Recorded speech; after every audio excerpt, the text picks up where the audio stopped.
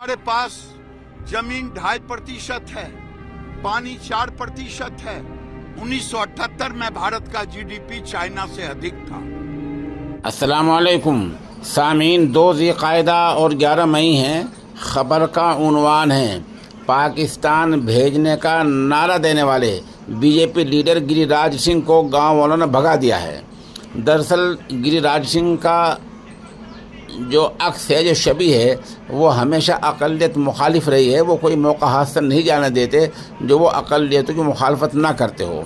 ये वीडियो आपने उनकी सुनी, इसमें वो जनसंख्या आबादी को लेकर बात कर रहे हैं तो एक फ़िरक़े के ख़िलाफ़ बात कर रहे हैं। उन्हें ये नहीं पता है तुम किसके ख़िलाफ़ बोल रहे हो।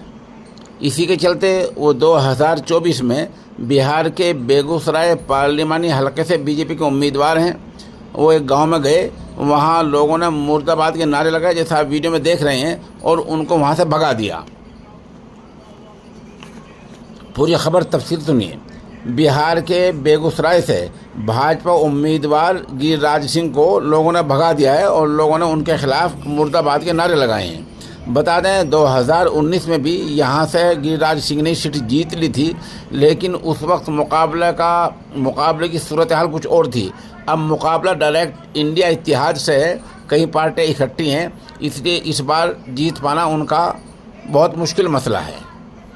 बताते हैं बेगूसराय लोकसभा हलके में 7 असम्बली सीटें आती हैं। इनमें चेरिया है और हिरियारपुर है, बछवाड़ा है, तेगड़ा है, मटिहानी है, शाहपुर है, ख़ुद बेगूसराय है। ये 7 असम्बली सीटें हैं जो बेगूसराय में आती हैं। 2019 के अगर आदाद शुमार हम देखते हैं तो 12,25,594 वहाँ वोटर थे। जाहिर सी बात इस साल बढ़ गए होंगे। तो बहरहाल गिरिराज सिंह का गाँव वालों ने इलाज अच्छा किया है कि जो लोगों को पाकिस्तान भेजने का नारा दिया करते हैं, गाँव वालों ने उनको भगा दिया है।